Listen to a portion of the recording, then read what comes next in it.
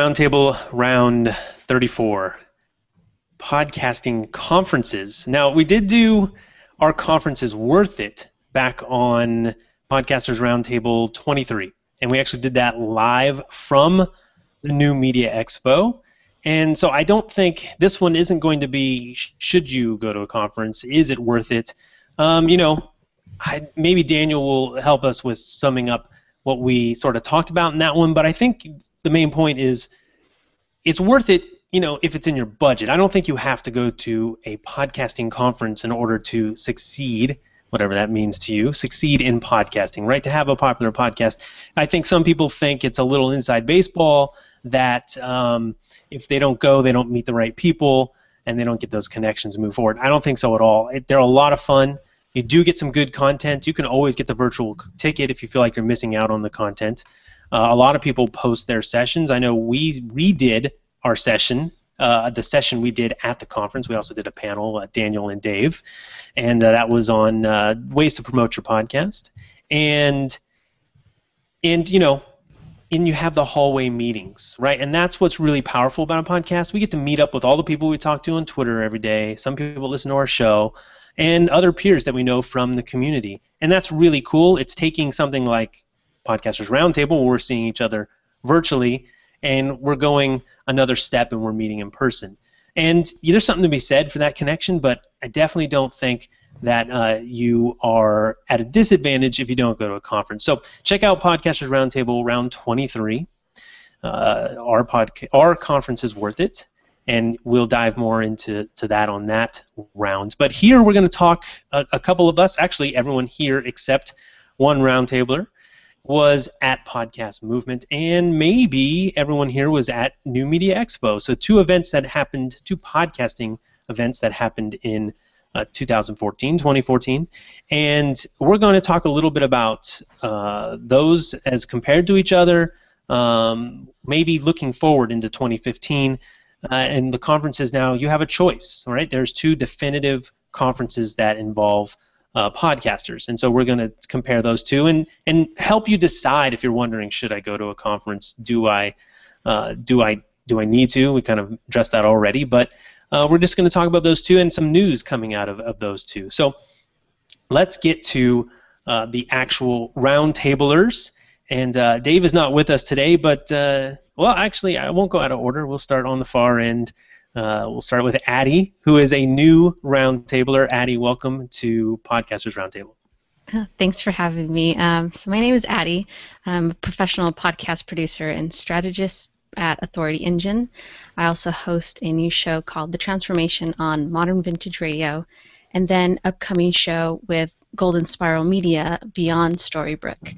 And I did not attend NMX, but I did attend Podcast Movement. I think it was amazing. Yeah, and that is so cool. So, little woman power, and we're especially actually be joined by, well, we'll let it be a surprise if she can show up. We'll see. I think she's going to be here. But Addy, woman power. People always asking me, do you ever have women on the roundtable? Sure, we do. We've had plenty. So maybe two today. But Addy's here. Did you hear what she said? Professional podcast producer. That's what I do. Holy cow! And I kind of knew that. What's that? We connect. Yeah, we definitely connect. We got on the same bus going to one of the House of Blues party, and I swear people probably thought we were in crack because we were talking about processing audio, and it was just jargon flying out of our mouths, 10 million miles an hour. So it was a lot of fun. But hey, my job description, Addy's job description, and I think it's something that's becoming more normal, and as the space grows, you'll see more people monetizing their podcast through monetizing their skills, right, and becoming podcast producers. So if that's something you are interested in doing, look out for that. I'm hoping that our job titles will be a normal position. It'll be normal to hear a podcast producer is a profession. But all right, cool. Addy, next to you, co-host Mr. Daniel J. Welcome back. Oh, did Daniel get locked up there? Perhaps. And Dustin's chewing. We'll let him finish that bite. We'll move on right past. And Jared, welcome to Podcasters Roundtable. First time. Yeah, thanks, Ray. Thanks for having me. I'm the customer experience guy at Buzzsprout. It's a podcast hosting conference. I was not at New Media Expo, but I was at the Podcast Movement conference, which was an excellent, excellent conference. and I'm excited to be here and chat about it. Awesome. All right. Well, let's see if Dustin's ready to grab the microphone. Dustin, I believe Dustin has been on the Roundtable before. Is that right, Dustin? I have been, yes. Oh, welcome back. Maybe the second or third time, I don't remember. Yeah. I'm kind of different in the Roundtablers tonight because I'm not a professional podcaster in any way, shape, or form. I do have a podcast. I've had it since 2010 talking about WordPress, but I actually work for a company called Automatic, which is the company behind WordPress.com.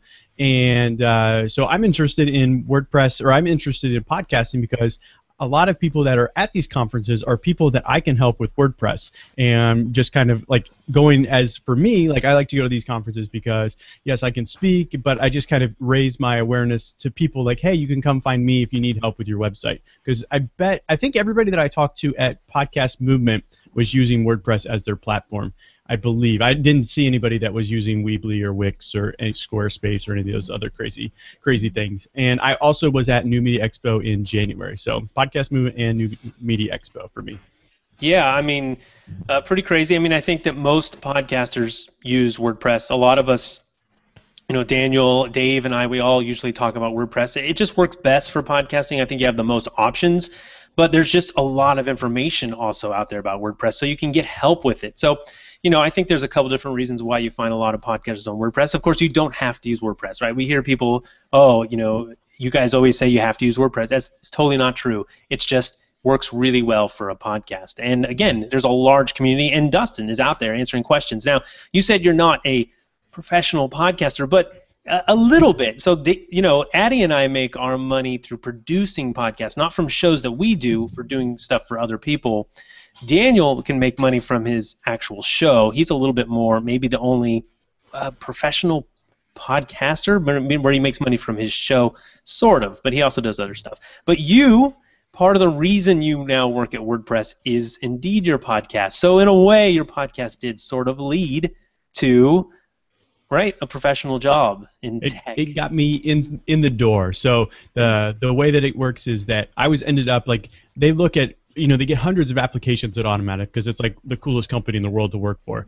And because I had such good community involvement week after week after week without ever, like, you know, my show hasn't missed a week in 190 plus episodes. So they just saw that, and that got me in the door, and then everything else was me showing off that, yes, I can help people and I can do the job properly. But it was all because of the podcast that I actually got this dream job. So yes, I'm making money because I had a podcast. Yeah. I think do you have the smooth filter on or something there, Dustin? You're looking awful like Photoshop, nice and pretty. I think you do. It's a little bit of blur. Yeah, I met you in person. You don't look that smooth. You know what's funny is Lynn Seaborn in the chat says, "Ha! As usual, Dustin looks nothing like I would envision." Right? So apparently he listens to you, but he hasn't actually ever seen you. So hey, another cool thing about the Roundtable, we get to see the podcasters. And finally, the reason we are pretty much doing this round on the end, brand new roundtabler, Juergen. Welcome to the Roundtable. Uh-oh. Did we lose you, Juergen? Yeah, I just froze up there for a second, but you're back. He's back. Juergen, welcome to the Roundtable. Hey, thank you for having me. This is great. I'm very pleased to be here. And I am not a professional podcaster, nor am I, well, I won't say I'm an unprofessional podcast producer, but I do produce a podcast. My background is we have an app development agency called Polymash, and we've been working with Apple, you know, creating content experience for our clients in the last 4 years or so. And I see a lot of parallels between what's happening and what's been happening in the app development space on iTunes and the sort of commoditization of the space, and what now seems to be happening in podcasts as well. And so, you know, I'm produce a podcast called Positivity Strategist. We are about to launch. We've been recording a number of episodes and trying to do the launch right. And so I was really excited to attend, you know, Podcast Movement virtually. But I thought what a virtual ticket would be is that we would get sort of a participation or some instant feedback.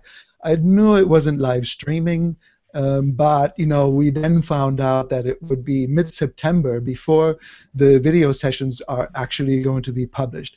And so I thought, you know, well, this is a great opportunity for Ray and the podcaster Roundtable to chime in on what they thought was the most trend-setting, exciting developments at Podcast Movement. And Ray was kind enough to invite me on the show. Yeah, I mean, that's how it works here, right? Go to Podcasters Roundtable, sign up to the list so you know when these things are going live, circle me on Google+, and then just have conversations. If you have an idea and it works for the Roundtable, let's get on and talk about it. So, yeah, I thought it was a good idea since a lot of us were fresh back from the conference. There's news coming out of NMX, and we can talk about, sort of talk about a little about what went on there and share it with the people who weren't able to go. And, yeah, that virtual ticket, I'm even looking forward to that. And Juergen, we lost your video, so I want to negate that. I don't know if it's the bandwidth, but a lot of people couldn't go, and the virtual ticket's going to be a while. So hopefully we can fill you in a little bit on what happened. But I think a lot of us missed a lot of the sessions too, because you have to make this choice, right, between talking to people or attending a session. And if there's a virtual ticket, which this year the attendees got, I think everyone got access to that. You can do the sessions later. So I don't know if the sessions are more icing on the cake, because the one thing you can't get is that meeting up in person. But Daniel, you covered this on one of your recent episodes at the Audacity to Podcast, and it was a good overview. What based on Juergen's questions, maybe a couple of the highlights, top 3 things that you talked about in that episode that you experienced at Podcast Movement.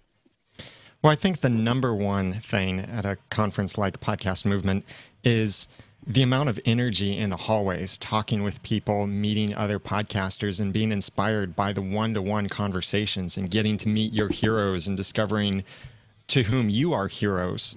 That the people who say, oh, I've listened to you for so many years, I never emailed in, or hey, remember that time you read my feedback on your podcast? I think that's some of the greatest value, and you can get that pretty much anywhere you just meet up with other podcasters. But so many of the sessions were really good too. There were some amazing ones there that I think can help any kind of podcaster, no matter what your level or what your definition of success is. There were some excellent presentations, some good keynotes, some great information shared, some cool technologies kind of announced there. So I think it was really neat to be there. What sessions can Juergen look forward to seeing in his virtual ticket?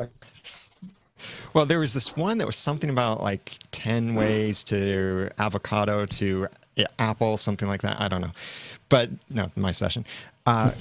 So one of the ones that I heard the most comments about was Tim Page's session. It was awesome. I saw that. Yeah. You were in there? Yeah, I was in there. It was one. I think it was one of the better ones for sure. Yeah. I saw so many. I didn't attend it, but I did see so many tweets about it, and I just knew the information that Tim would be presenting would be great. So Tim from Lead Pages, they're all about conversions and lead generation. I think that's one of the most amazing ones. Cliff Ravenscraft keynote was very inspirational, not so much helpful, but very inspirational, reminding us that we can change lives with our podcasts. And several of the other sessions, it really just depends on what your niche and interests are. But I thought it was pretty well-rounded in terms of topics, with a little bit of a leaning toward entrepreneurship and business. But still, there was other stuff in there for the hobbyist. Yeah, it definitely had an entrepreneur, bend to it. But I think that it's because at least 2 of the primary organizers, they're in that niche, right? So this is first year of Podcast Movement, and we've given them the feedback, and I think that they're going to listen to it. There is going to be a Podcast Movement 2015. I'll be interested to hear who's going to go back. But oh, and by the way, I invited Steve Stewart. This is his T-shirt. Does you have a podcast? I'm a big fan. Money Plan SOS on there. So the first, here's some advertising space. This one's free, Steve, because he's a supporter of the show, and he gave me the shirt at Podcast Movement. But so go to conferences, get swag, right? Oh, I forgot my WordPress sunglasses. They're in the. I was gonna put them on, but oh well. Dustin, there you go, Dustin. All right, WordPress sunglasses. Swag. That's what you're missing out. Cheap gifts, all right? So, but what's cool here on this roundtable, I mean, you heard Jared talk about he works with Buzzsprout, which is some podcast hosting. Dustin works with WordPress. Daniel and I did some presentations. Dustin presented. You presented, right, Dustin? Okay, shaking his head, yes. And Addy was there attending. So we have people who were there for a lot of different reasons. Jared, how, as far as Buzzsprout goes, and again, that's podcast hosting, right? How was it for you, both attending and being in sort of an official capacity for Buzzsprout? Yeah, for attending, it was wonderful because I've been in podcasting space for about 2 years, learning, helping people get their podcast started. So it was really nice for me to, one, like Daniel said, meet the people that I've listened to. I've got to meet you, and I got to meet Daniel, like people who have been doing this for a long time. And then also learn more about how podcasting works, and what I was really excited about was learning about the future. What's going to be happening, where can we see it going, and how big we think it could be. And so as a personal level, I just really enjoyed being there to do all of that. On a professional level, we were just there to more meet people as well, see if it's something that we really want to be a part of in the future. And yes, the answer was a resounding yes. Were you able to did you talk to a lot of people? You didn't have a booth. Were you talking about Buzzsprout? Were you trying to get people sort of excited about it, or teach people what it was? Did you find that being in a crowd of podcasters was helpful if you had a service for podcasters? In some way. We weren't there as a sales capacity, and that was never my goal. I really did just want to learn about people's podcasts and things like that. And I didn't want to feel disingenuous to bring in a salesy aspect of it. But yes, I did enjoy being able to provide a service saying, hey, we do help out podcasters, and this is how we can do it. So absolutely. Cool. Well, there's something that's refreshing, right? He wasn't spamming us, right? He was there. He has he works with a podcasting service.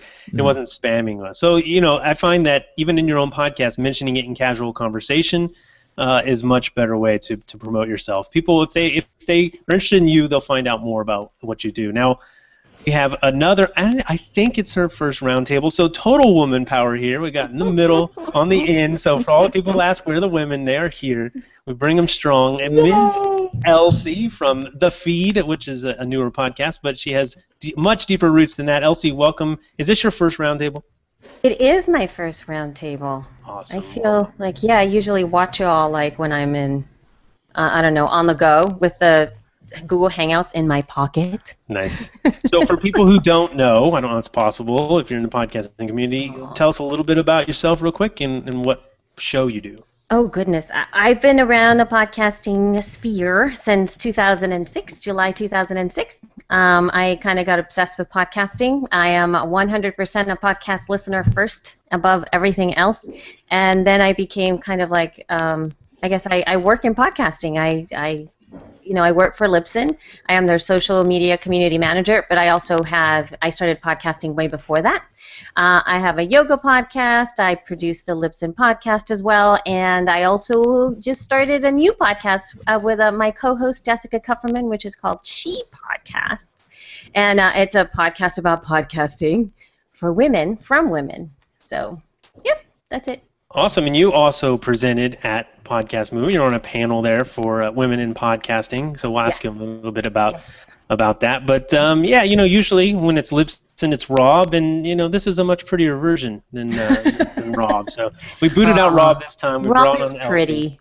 I follow Elsie on Instagram, so I feel like I know her. But Instagram's a nice place. So, Addy, for you, why did you go to Podcast Movement? I guess you said you weren't at New Media Expo. What brought you to Podcast Movement? I really wanted to connect in person. I think that's invaluable no matter what. And going to that conference, my first conference ever, I loved it. It hands down the best to be with people, hang out with them, not just say hi and introduce yourself, but I found myself hanging out with the same people that I look up to when it comes to podcasting and listening to their show, and it's kind of surreal. You're in these sessions and all of a sudden it hits you. You're like, wait, wow, I'm actually in the same room with these people. So it's really, I think that was the most valuable part of Podcast Movement for me. The sessions were amazing. I couldn't make it, like you were saying earlier, couldn't make it to every single one, but I think hands down it goes to meeting people in person. What was the best one that you saw of the sessions? Do you recall? I really liked the message that Chris Brogan shared right off the beginning. I think that was amazing on really kind of waking up everybody from seasoned podcasters to new podcasters. This is where your focus should be, not so much X, Y, and Z, but always have, for those who do want to make a business out of it, have that in mind, but have all these other elements in focus, because if you don't have that, then it's just going to fall. You're going to fail at it. Yeah, and Dustin, you were there. You were in a booth half the time. I could always look over and see and know where Dustin was. So how did that work? And you presented. So you were there in like all kinds of capacities, right? So which one did you get the most out of? Well, I ended up I really wanted to come, but I really couldn't justify coming until I was a speaker. And so now, is that based on money? This is a good conversation. Is that based on money or something else? Well, for me, for me to come without being a speaker, I wouldn't have been sponsored by Automatic, or Automatic wouldn't have paid for me to come, because it doesn't make sense for them to pay for me to go to a conference where I'm just going to absorb, I wasn't giving back. And so I applied to speak, and then once I became a speaker, then that's when I reached out, and Jared, one of the organizers, said, hey, is there any way that we can have a com booth? That's all we want. Can you just come and set up a table and just answer people's questions? So I was like, absolutely. Let me see what I can do. And then it's a good excuse for me to get to meet some of my coworkers, because we had 3 other happiness engineers come, and we were just able to help people throughout the entire weekend. So I was there in capacity. These events are hard. It was the same thing with New Media Expo, because I went and I worked at the WordPress.com booth, but I also have this brand of myself, is branded as your website engineer, and I have my own podcast and stuff like that. So I don't know.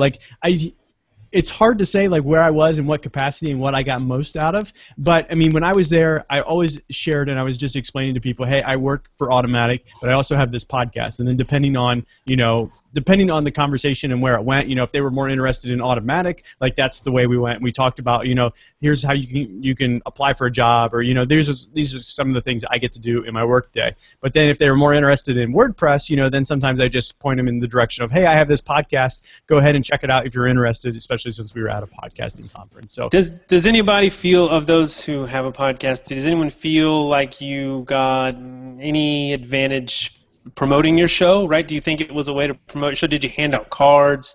Did you talk to people about your show, or are you there more just to meet people and not promote your show? Daniel. Well, I presented, so that just by presenting, by being there and just saying I have a podcast, that is promoting your show as a presenter, to be able to say I host this podcast. And I think that a lot of people did know me. I should have asked in the room how many of you actually listen to the Audacity to podcast, how many of you don't. But I did mention podcast masterclass. I didn't mention my podcast reviews. How could I have skipped that? No, wait, I think I did. I can't remember. But anyway, I wasn't there as a speaker specifically to promote. More yes, I did want to get my name out. I wanted to share this message, but I really was excited and looking forward to the networking. That's where I didn't make it a goal with everyone to say what my podcast was, but in a podcasting conference, that was the question that everyone had. What's your podcast? Yeah, I find that really interesting, because the typical question is, there's always the standard, what do you do, right? But at Podcast Movement, it was, what's your show, right? So I didn't find myself, constantly saying, hey, check out Podcasters Roundtable or the Podcaster Studio. It came up in casual conversation. I think it's probably important, so as what Dustin brought up, where he was there because WordPress Automatic sent him, and it wasn't worth it to him, or he couldn't justify it before that. I also was asked to speak before, really, when it was a Kickstarter, when they first started it. And so it was a bit of a gamble to commit to it. And at the time, I would have been going on my own dime, but I asked, I told you I produce podcasts for an organization, nonprofit based out of DC, and I said, I've got asked to speak, can I go? And they usually send us to one conference for professional development. So they paid the travel for that. And if you are speaking, your conference is paid for. You don't pay for a ticket. So does everyone here fit that bill? Jared, Elsie, did anyone have to take out of their own pocket? Now, Daniel, I know you're kind of your own business, so it's sort of a little different, but well, it's still my pocket. That's what I mean. It's my your pocket just has a logo on it. Yeah, that's the difference. Yeah. No, I know. Yeah, but no one from here just kind of went to be at a conference? I mean, in terms of like, I'm going to open up my wallet, right? You know, either have a business. Addy, you did? Yeah, everything out of my own pocket. Yeah. Awesome. So I guess, I don't know, that was probably around $1,000, I would say, at least. Flights, hotel. Ticket, everything. I think that's Worth about it? right. Worth it? I think so. I can't put a price on extending that relationship with these people that I have been networking and connecting with people online. When you see them in person and you connect on a different level other than just podcasting, that price ticket it's priceless, I think. Yeah, and Elsie, Libsyn sent you out there, I'm assuming, right? But Yes. and so conference was paid for. You were speaking. You're on a panel. Yes. Is it something you would take out of your own pocket to go and do? I would have probably gone to the conference, and but I probably would not have bought a ticket for the conference. I would have gone to the conference, but I would not. 1 second, Bobby. You bonged your sister's nose? Uh-oh. I'm so Too many sorry. noses? Yeah. No blood. Can you tell her I'm so sorry? You don't want to say I'm sorry? Okay, give me 1 second. I'll take care of it, okay? This sounds like my daily life. I know. It's all the time. All the time. Soon it will sound like Dustin's daily life, but he's Yes, still changing exactly. diapers. But yeah, you know what? That's what I would have done. I would have flown there. I would have, and I would have hung out at the conference. I probably You would would have not. crashed the conference. I would have.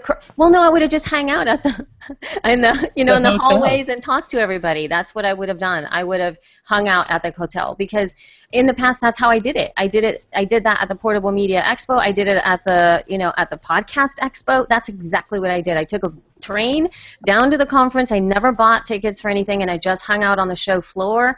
That's how I met everybody. I got pulled to sit down and do like a women's podcasting panel back in the day, like in 2007. I just got pulled out because there weren't any in there. I have never, and I know this is pretty sad, but I have never paid for a conference. Interesting. So that's, anyone else? Is that something, if you weren't supported, if someone wasn't helping you pay to get there, is it something Daniel, you did pull out of pocket, so. Well, actually I remembered New Media Expo 2013, last year. Not the last conference, Right. but the one before that. I did go there completely out of pocket. In fact, I and my wife went there together. That's right. Completely out of pocket. I was not a speaker, so I did have to buy my own ticket, my own hotel room, flight, all of that stuff.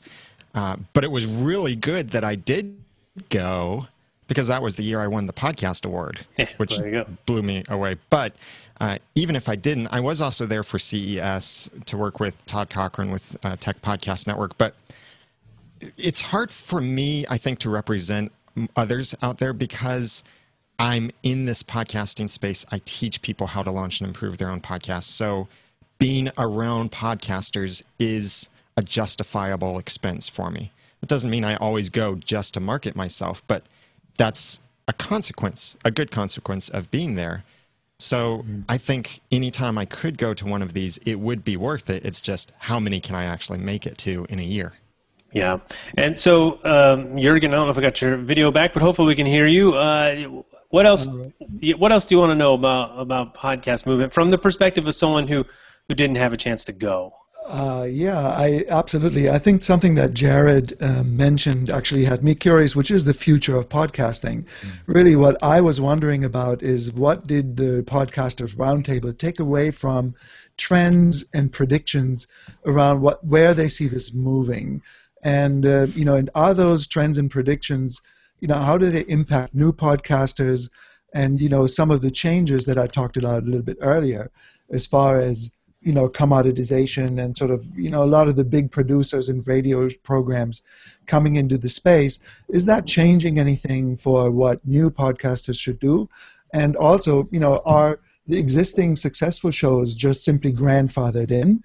Or, do they also take away lessons from what you guys would have heard there? Yeah, so Jared, it's funny because it's a bit of I think a controversial session keynote about the future of podcasting. There were more than one future of podcasting sort of panel moment things. Jared, do you have something to add to that in terms of what you heard from one of those future of podcasting sessions?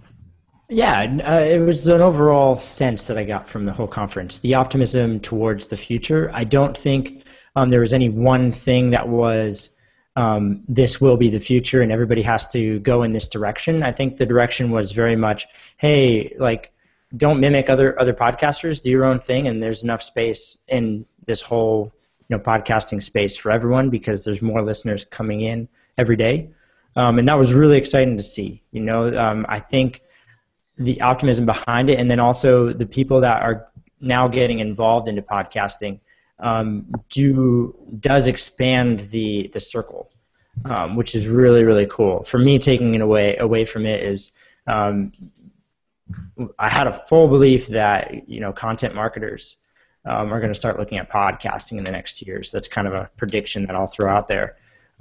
So as much as blogs are right now, I think content producers will start looking at that. Content marketers will start looking at podcasting as a space. I know that that's not necessarily geared towards the hobbyist, but that's kind of where I would see some of this going. Do you think that the hobbyist it can benefit from a podcasting conference? Anyone? Anyone? I think so. Absolutely. Just the inspiration behind other people who have done it. Just sitting in a room with all the people who started somewhere and have got to where they are, wherever that is. And Cliff was saying, your audience size doesn't matter. You're touching lives. And I loved his keynote. I think that was really important for the whole conference to come away with that feeling. And so for a hobbyist, I mean, they're doing it for the pure love of podcasting and to reach people on this personal level. And I think for them to have the encouragement of other people face-to-face, I mean, online is wonderful, but face-to-face encouragement is a beautiful thing. Yeah, and I will say that, I mean, I've probably talked about it, and I know I've talked about it before, but before I was a professional podcast producer, I was going to podcast conferences, some smaller scale conferences like PodCamps, right? And so I would go and speak. Anyone can speak at a PodCamp. It's a much lower threshold for getting in. There's not as many PodCamps as there used to be, but check out your city. You might have one.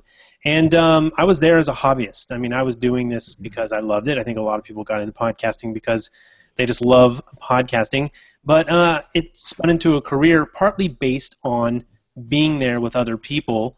I kind of talked in the lead-in about I don't think you have to be there and meeting other people to be successful, but possible outcomes are you could meet people that could help either your show or, in my case, my career. I didn't even realize that I was monetizing my skills or could monetize my skills, right? Daniel, I think, were you going to say something?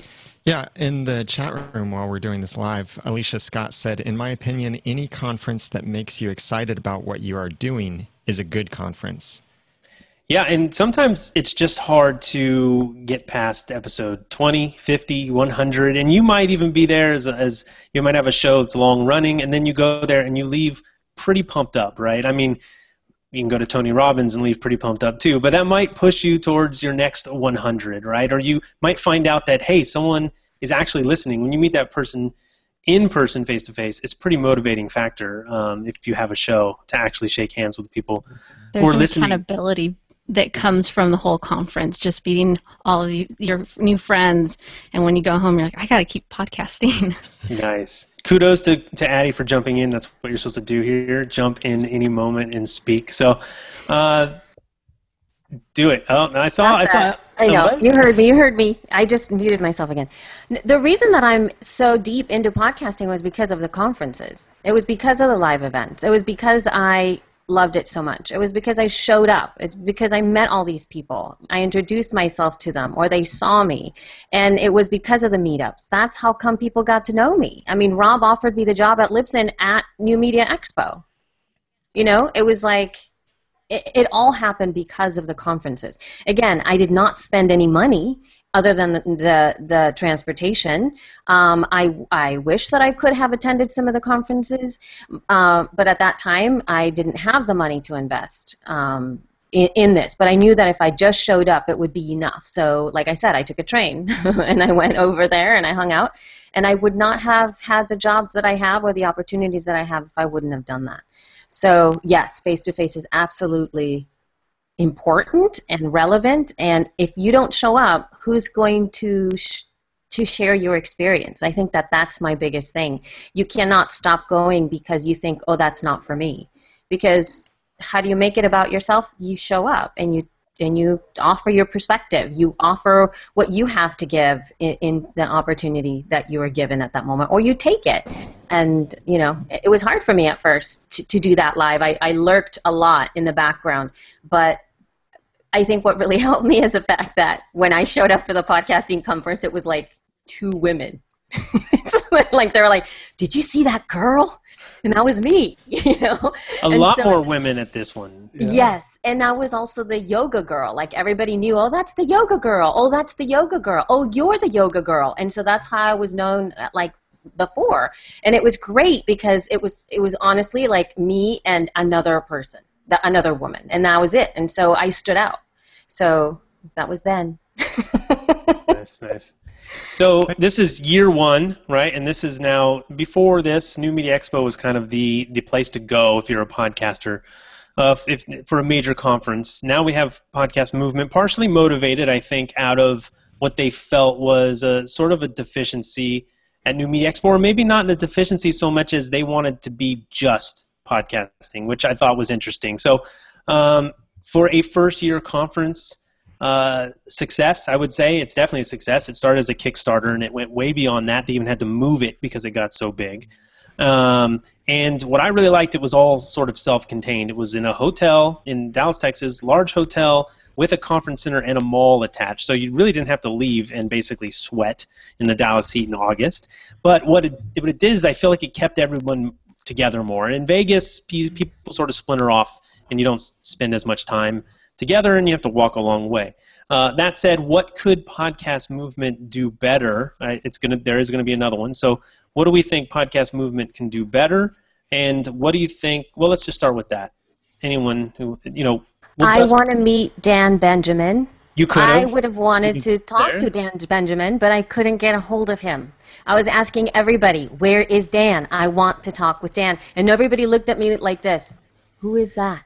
And I was going, how can you not know? Just because I know who he is and I love his work and I wanted Dan Benjamin, and I only saw a tweet and I tweeted out and then I never saw him. So I would like to have like a room or somewhere where kind of people kind of get to hang out, like a blogger's room. I think they have that at other conferences where people tend to go in and sit down with their laptops and just get online.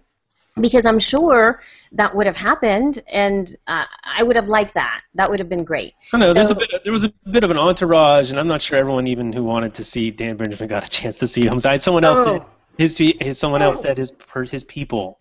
No way. So, but yeah, what else? What could Podcast Movement? And you know, I don't know. What I did like is that there was only 4 different session rooms, and that you kind of had to be all in this sort of one little hallway. So you constantly were mixing with other podcasters. So I felt like if I did want to meet someone, they were available. But yeah, I mean, having, I guess, a separate room off to the side. You know, I know a lot of interviews were taking place over in different corners of the rooms, but being able to plug in somewhere, maybe that would be cool. Anyone else? What would you like to see, or what did you wish maybe would be different for Podcast Movement moving forward? They did a lot of activities in the downtimes in the hallway, which you couldn't hear and you couldn't really understand. Like and it wasn't announced either. Like, I know Daniel's probably going to talk about this, but like they had a comedy thing the first night, and I would have gladly went into one of the session rooms and sat and listened.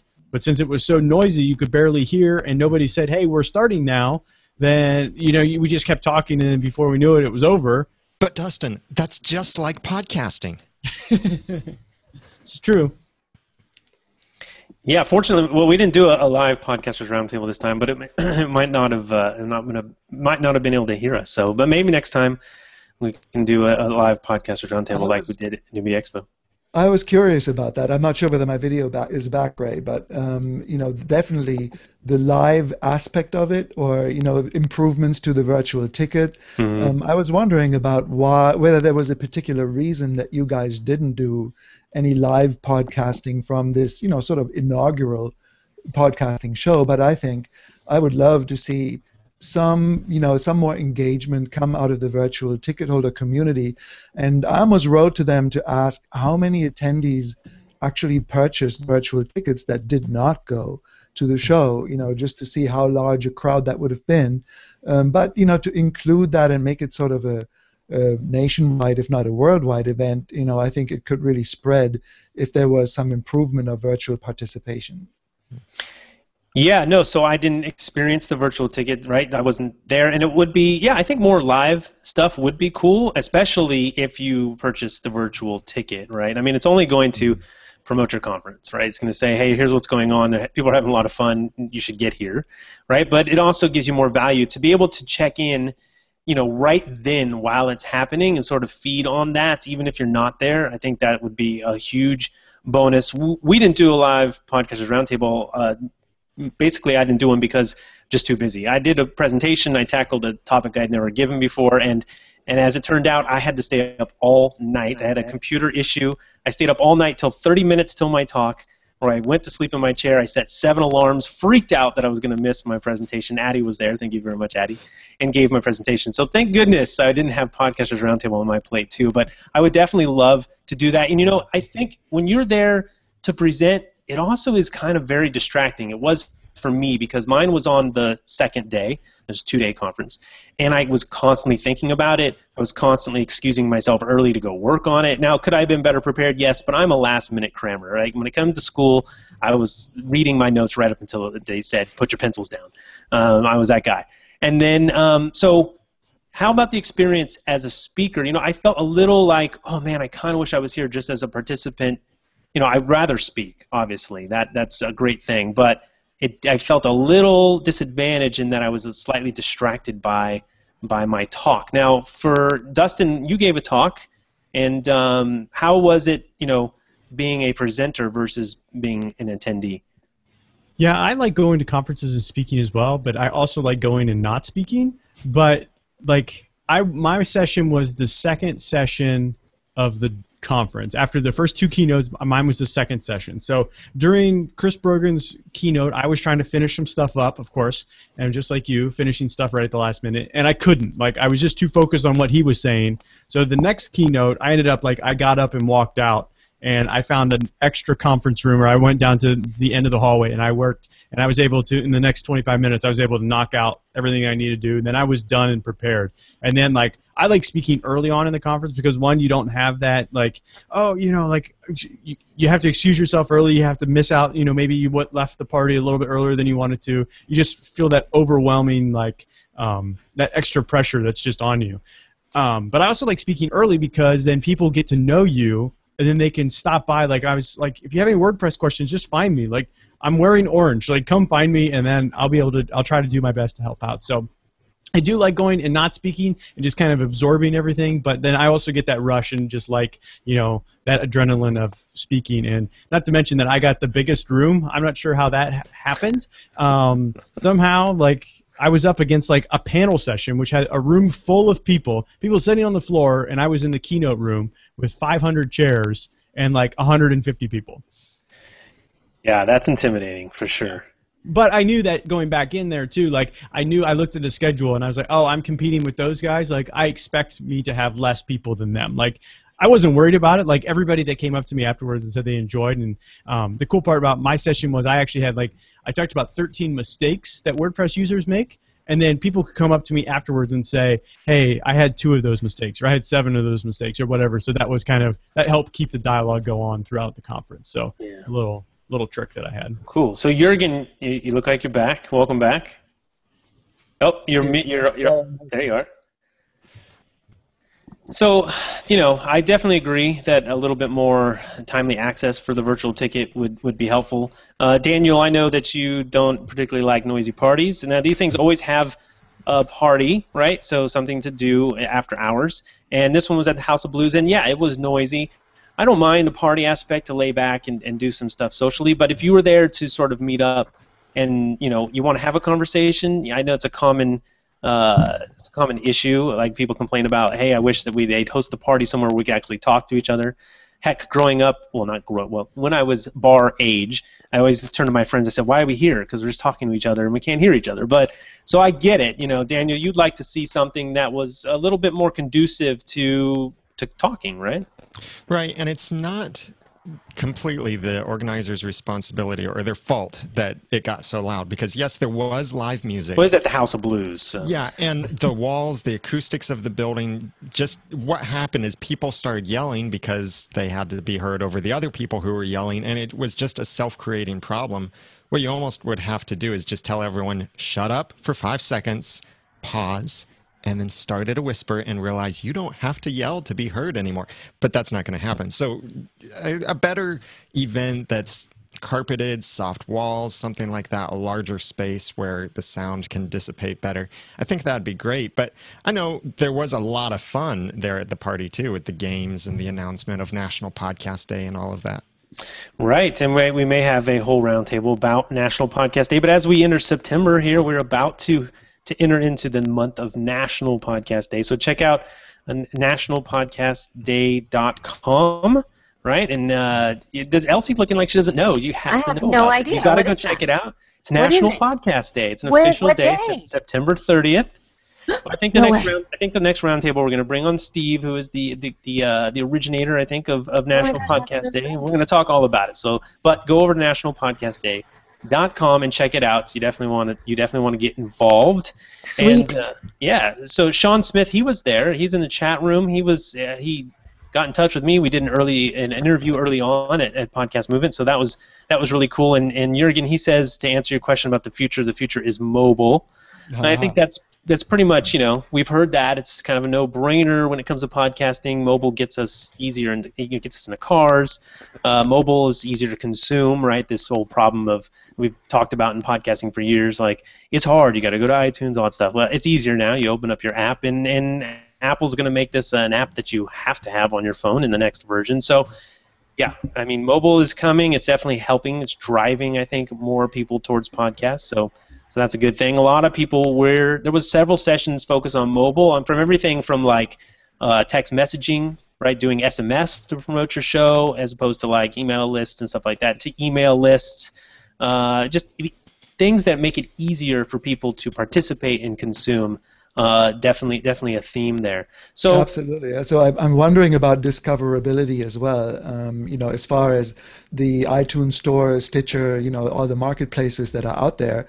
I'd love to see a show on the podcasting apps that are out there and what people think could be improvements made to those, between Downcast, Stitcher, and all of the other choices that we now have. What are the things that we really love about these, and what are the ideas that we would add on to those sorts of mobile apps? I'd love to see that. Yeah.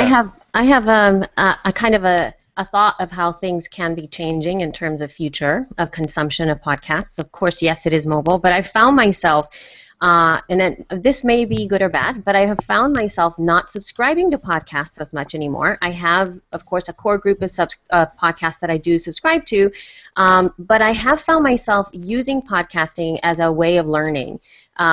Like, let's say this is something that I was just working on. I was working on Facebook ads, and I didn't really know anything at all about Facebook ads, to be honest. So what I did is I went into iTunes and I typed in Facebook ads, and then I got like a bunch of hits on specific interviews with people who do Facebook ads. And so I started to consume all of that from all of these different people, and the only app that actually does that is the iTunes app. Nobody else really searches episodes, and I think this is going to be very important in the future, especially, at least for people like me now, that I just really want to get sometimes into a subject, and it doesn't really have to be about business. It could be about parenting. It could be about, back pain, and I want to, know like what's out there in terms of back pain, or how to eat better, or anything that has to do with a specific issue about your car, automotive, things. If you can search for that and get results that are relevant, that are at the episode level with podcasts, I think as a consumer, oh my God, I'd be so stoked. But now everybody's like, subscribe to my podcast, and I think that being able to deliver that kind of relevancy for podcast apps, to be able to somehow index that information, would be super killer. Yeah, podcast, the new search engine, right? So iTunes, we talk about all the time, is its own search engine. You It can is. do SEO, right? You can go inside, and I think that's actually a good point. So we can get someone. If we say discoverability to Rob, he might go off on He would get angry. I know. So we've got the other side, but I think it's a great point. Yeah, and that's just a different perspective of seeing it in that way. And I feel that once people get used to being able to be somewhere, like navigating apps, being able to get comfortable with the technology, the discoverability isn't going to be as big an issue as it is now, because right now people don't quite know how to do that. So even somebody else who was I was listening, of course, I was listening to Today in iOS, and which is Rob Walsh's show, and there was a gentleman that was talking about iCatcher, and he said, I didn't know about, I think that there's a capability for that app to remove the beginning and the end of the podcast. Like, it just naturally, you can put a setting in there, so if like somebody has like an intro that you can't stand and an outro that you can't stand, you can actually set the app to cut those off, which is super cool. And he was saying, like, I didn't know this was a possibility. Imagine that. Like, we don't know what these apps are capable of, because all we do is we open it, we subscribe, and we listen. And I would say the layperson isn't going to sit there and start setting things. They don't know that that's even a possibility. So as that's easier, then people will naturally, I feel, discover apps. Now, Overcast, I think, has something good going on as well, where you can listen to a podcast and you can immediately say that you like it or that you want to share. Now, I don't know what the lingo is on the app. I should probably have looked. Where you can say that you like it, and then I think that maybe that starts to send it into the featured podcast episodes that Overcast has as well, and they have featured podcasts that Overcast has that are not, I think, are not related to iTunes featured stuff. So apps that are like that would be really cool, especially for podcast shows that I listen to that are episodes that I'm like, oh my God, that was the best episode of like the podcast Roundtable. That you know what I mean? I want to share it and then have that grow up, Yeah, well, I mean, we know, if again, Mr. Rob there, Google is not a friend to podcasts, but here's an opportunity for Google, right? Why isn't one of the sections that shows up, or we got video, sometimes we get that little video. Why not a podcast, right? I mean, most of us, if you know what you're doing, you've got your WordPress site that Dustin helped you create there, and I actually just referred someone to Dustin's great post on About Pages. Got to go over to his website and check out how to create a good About page. It's cool stuff. But you've got your show notes. Hopefully you've got decent notes there that lets the search engine know what is in the content of your podcast. Daniel's really good at doing this, and almost too good, because sometimes I can read the notes and not even have to listen. So there's something else to think about. But yes, why not Google featuring one of those top hits in a podcast? Because there is so much content that someone could come across. They don't need to necessarily listen to maybe subscribe to the whole show, but they might get the info they're looking for from one episode, right? So that would be cool. What about, we've been talking about podcast movement for so much, but what about the other issue that in one corner we've got New Media Expo, and in the other corner we have podcast movement? That is you. Wow. So I think we're just probably got this episode is now going to be banned on Google, right? So the content screen, now they're going to be like, you have a copyrighted music, so Daniel, thanks for that. That was a lot of fun, though. Google's not listening to this show. No one listens to the show. But, yes, we are running up against the end here, and New Media Expo, they have announced that they're going to co-locate with NAB, the National Association of Broadcasters. This is a giant conference, right? Much bigger than any of these podcasting conferences, even put together.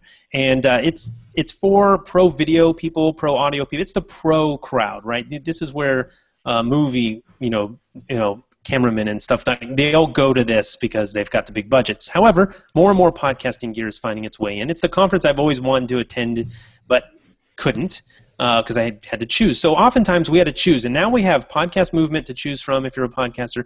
New Media Expo go ahead, Daniel. I mean, let's look at the other corner. New Media Expo, you're going to go to both. Yeah. But how do you choose? I'll be going to both because of my position in the podcasting space, and I really want to see NAB. In fact, last year I was trying to figure out how can I make it to NAB instead of CES, and now I'll be able to do it. There will be a lot of things that will be amazing to see, interviews I can get, product reviews, all of that kind of stuff. But that applies more to me because of my position in the space. Looking at it from the perspective of just networking and just attending, learning cool things, it's really hard to decide, because I think a lot of podcasters can really benefit from learning things from YouTubers, web TVers, bloggers, and other people making content on the internet, because we're all making content just in different formats and distributed through different channels. So there's a lot broader of a picture at New Media Expo. But for the podcaster out there, I don't know which one to recommend. Do you think Podcast Movement killed New Media Expo in terms of podcast track? Yes, definitely, because Podcast Movement could get more advanced, because it was 4 tracks, 2 days of nothing but podcasting. At New Media Expo, they've had, 3 tracks across 2 or 3 days, 3 days. And those 3 tracks were focused primarily on the more basic level of podcasting, like how to start this or how to grow your audience, not so much more advanced podcasting. So is one more open to the beginner, right? So people who want to get in podcasting maybe go to New Media Expo, and the advanced podcaster goes to Podcast Movement? I don't know. That's the hard thing. Dustin, are you going to go to both? Or are you going to go to the, let's put it this way. Who's going to the next New Media Expo? Because there's a big shift over there, and a Podcast Movement came onto the scene. So do we now have to decide? Me personally, it's a toss-up. I'm still not sure if I'm going to go to New Media Expo. But again, I always want to go to NAB. So I'm kind of in flux on that one. But Dustin, are you going to New Media Expo? I'm not sure yet. I think that I would go as part of WordPress.com, and because at that event we had a huge booth, and we were giving away free stuff, and it was kind of a big ordeal for us to go. And I would love to go so I can hang out with friends, and I wouldn't necessarily have to go to any sessions. Like, I just want to go because there's other friends that are around. But I would definitely, without a doubt, say I'd go back to Podcast Movement, just because it's more focused. Like, yes, I should be blogging more or videoing more or whatever, but I found a lot of connections with just so many of the people that were at the Podcast Movement. Have we talked about the diversification of that as something desired for Podcast Movement yet? I missed the beginning of being here, meaning there were too many podcasters of one type. No, well, we talked a little bit about the sort of business bend to it, but what I find is that at least even at New Media Expo and all that kind of stuff, I did see a lot more and different types of podcasters there. I got a chance to hug Don McAllister, who is one of my favorite podcasters in the whole entire world, and he's a Mac podcaster. That's where I used to see because I'm Mac obsessed. So all the tech, all the Mac guys, and all of that stuff. I saw all of them. I met Allison Sheridan for the first time last time, who is another person that I looked up to very, very much. And I don't think any of those guys are interested in going to Podcast Movement. And those are the people I want to hang out with. There's a lot of people in the industry that I met back in the day that I wish would have shown up. I wanted to be with them and to kind of chat with them, and they weren't there. So they would probably be more apt to going to New Media Expo. So my desire for Podcast Movement is to have this other insane amount of knowledge and wisdom that the old school podcasters and the different genre podcasters have that I thought was lacking. I don't know, those are the guys that got me so inspired to podcast. I don't feel the soul of podcasting. I don't feel that. And so if I want to make a prediction, instead of thinking about, if I were to say, I think the soul of podcasting and the creative aspects of podcasting are going to come back. And I think that part of it is going to start to overtake all of the hoopla and all of the, optimization, marketing, speak that is now overwhelming, because the artists and the creatives are going to get very good at also marketing themselves, which at this moment, most creatives aren't very good at it. So it's going to be an opportunity for them to speak up and to really take the stage. Those are the things that I want. I think that New Media Expo also has the opportunity to get bigger names. They have like a larger history, so they might be able to reach out to a bigger name, and they might be able to say yes faster to come to that conference as a keynote.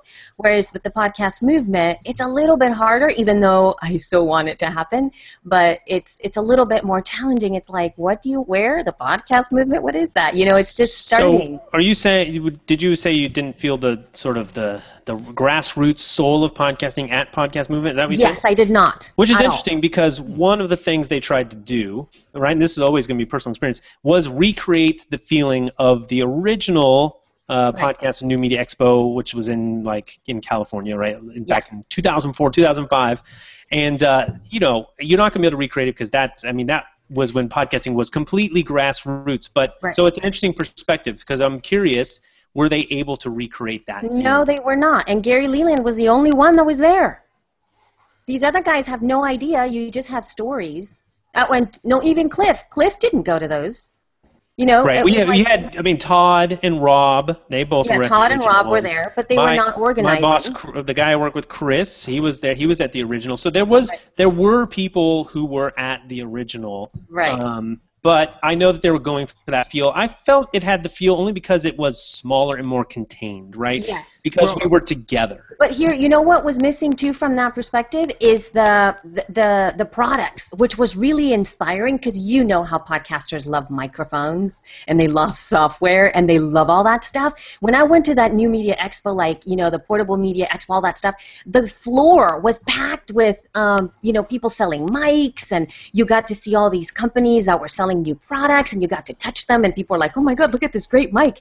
Yeah, if you're a gearhead, NMX being combined with NAB, is going to be your heaven. Now, a lot of stuff you're not going to be able to afford, but I think that more of the gear, they're going to start catering a little bit more to us, and I know that sort of segment of media is sort of coming into our space, right? Mm-hmm. And I think I'm not sure, was it Evo Terra, was it Chris Bro? Someone talked about the old media playing in our sandbox, right? There was an interesting talk there, which sort of challenged podcasting, saying you're not a movement, you're not disrupting anything, and I think there were some good points there, and it was a bit of a challenge to, and I think it's important to try to push podcasting somewhere where other media has not been, because we have that opportunity. That's what excites me the most about seeing new people who are not trained in media come into podcasting. Mm-hmm. I want to see what they're going to do with it, right? Because show me stuff that I have not seen on the radio or the TV or in the movies, right? Right. I remember going to the New Media Expo specifically to buy a microphone because I wanted to test. That's an expensive shopping trip. No, but I mean, when I'm saying it's like back in the day when it was a smaller kind of place, I wanted to touch all of the microphones that the podcasters were talking about that they used. So I would reach out to Rode. I would reach out to that, Audio Technica. Hello, why aren't they there? Like, there's like all of these people who we talk about all the time, the Heil people, like that. How cool would it be to meet those guys and to touch those microphones and to test them out and to listen? And that's what made everybody so excited, because everybody had a microphone in their hand. Everybody was like recording each other. Everybody was trying things out.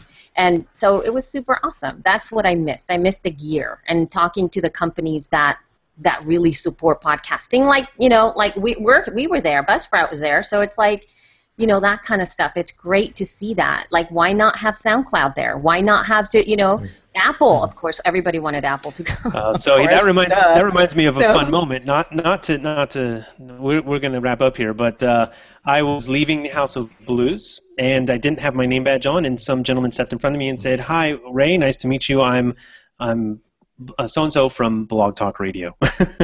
So he had been listening. A lot of criticism coming out of this group about Blog Talk Radio for good reason, but apparently they have new people in charge over there. So I was impressed. I told him, congrats for showing up here and listening.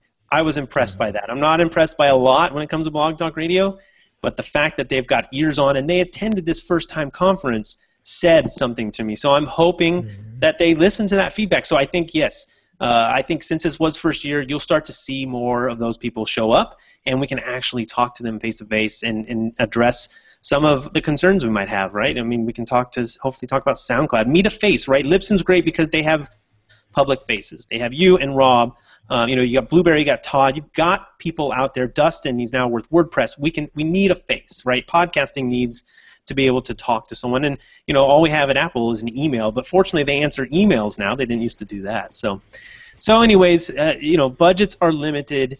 You may have to make a choice. Anyone else last words about NMX or NMX and what you think about combining with NAB? Do you think that's a good thing? Do you think it will water down the new media aspect of the conference? What do you guys think? Jared, are you going to go to New Media Expo? I don't know. I'll have to see how that shakes out. Does it appeal I really to like you? podcast movement. Yeah. It does, because the best part about, I'll say, innovation is that you grab ideas from different parts and then put it into one. So when you're saying, hey, show me something I haven't seen before in this space, I feel like you're going to get it by going to a New Media Expo and grabbing ideas from different parts of the space. Just going to a podcast movement, I think you will get podcasting in a very narrow sense of the word. I think even if it were to expand, you're not going to get every type of podcaster there, or tech is not going to come out for that. So you're going to get a specific field. I really did enjoy Podcast Movement. It was the first podcast conference I've ever been to. So I really did enjoy that. And so New Media Expo, I'll have to look into it a lot, make a solid pitch for which one we'll be at. But as for Buzzsprout, I think Podcast Movement is definitely something it wants to step into, support it as much as we can, and then New Media Expo, see what we can do as well going there. Yeah, I mean, it is a bit of a bubble when you meet, and podcasting is niche, but when you meet only about podcasting, sure, everyone's going to be pumped up about the future of podcasting. We all have an invested hope that podcasting succeeds. So you probably are going to get a little bit of a slanted view of podcasting. And I mentioned that too to them. It would be really great to go out and get people who are not. You sort of have certain people. We have. Have you seen the entrepreneur people, podcasters who talk about podcasting? There is a certain segment that we see more of when we gather, and it would be great. They need to actively go out and grab people in the podcasting space who are really successful, probably don't even know that these conferences exist, and bring them in and get their input. So I'm looking forward to that. Hopefully New Media Expo, I hope it goes a little bit beyond the beginner stuff, but maybe that has a place too. Maybe it's good that one is beginner stuff and maybe one tries to be a little bit more advanced. I don't know. That might be really good in terms of the content track. But, overall, if you can make it to one, it's really great to meet up. But you might have to check out who's going to which one. You're like, I want to meet up with those people, and network with those people. So it's a tough decision. A lot of times, most of us can't afford to go to one conference, but there are virtual tickets. You can participate in the hashtags that are going on around. You can still, have a face even if you're not there. Is it as good? No, it's not as good as being there. But do you have to be there to succeed in podcasting? Definitely, I don't think you do. So there are advantages, and budget is a big concern for podcasters. So something that has to be considered. But we need to get out here. I'm going to say thank you to Addy. Addy, tell us where we can find your stuff, and thanks again for joining us. I'm Addy at modernvintageradio.com. I see that. Awesome. Well, it's short and sweet. All right, Daniel, thanks for joining us once again. We will see you next time. Do I get to speak? Yeah. This is your chance to say goodbye and plug. It's like the one thing you wait for. I think we lost Daniel, actually, so maybe that's gone. Daniel doesn't miss an opportunity. He's all over it. So, Dustin, thanks for coming back, and we'll see you next time. The chalkboard's coming in the house, so good time. Nice. Excellent. Yep. Dustin. Yes. Where Yes, sir. can you find your content? You can find me at yourwebsiteengineer.com. Awesome. Thanks. Elsie, thanks for joining us, and we hope to see you back. I'm going to probably put you in the host seat at some point when I get the all-women podcast going, but thanks for participating in your first podcast. I know, and the girls were relatively awesome, so that's really good. You can find me at shepodcast.com and at blog.libsyn.com/podcast, and that's where I do those two hosts. And you have to say hello to your wife for me. Yes. I was at the conference, and Elsie had to tell me that my wife said hi because they see each other on Instagram. So what can I say? We're Instagram buddies. I know. See, making friends all the time. It's cool. And Jared, thanks again joining us for the your first Podcasters Roundtable. Yeah, thanks for having me. I'm at Buzzsprout/blog, buzzsprout.com/blog. I also, if you email support@Buzzsprout or Jared@Buzzsprout, you get me. Happy to answer any questions. Cool, Anything like that. Cool, all right. You'll check out Buzzsprout. That's more hosting over there and some good resources over there, and Jared's doing cool stuff. So you know now who you're talking to when you talk to Buzzsprout, so that's good to know. There you go. Juergen, thanks for bringing this up. Thanks for tuning in. Thanks for joining us for the first roundtable. I really appreciate it. Thank you so much for having me, and you can find us at positivitystrategist.com. It's an interview show with thought leaders on appreciative inquiry and other leading positive change methodologies to help people grow in their businesses, careers, and personal life. Thanks for having me on the show. Cool. Well, hopefully I will see most of you or all of you at the next one of these new media conferences, right? Podcasting conferences. And you in the chat there, everyone, awesome. I did see some of you. Timothy and Fred were both at Podcast Movement, but I'm looking forward to seeing more of those people in person. But thanks so much. The chat always rocks. And we will go past the virtual. We can't reach out and give hugs or shake hands or anything. I'm a hugger. I like to shake hands and hugs. So hopefully we get a chance to do that. We'll see you in the future. And till next time, bye. Podcastersroundtable.com. Check it out. Rate and review. All the good stuff. Wave, everybody. Wave. Bye.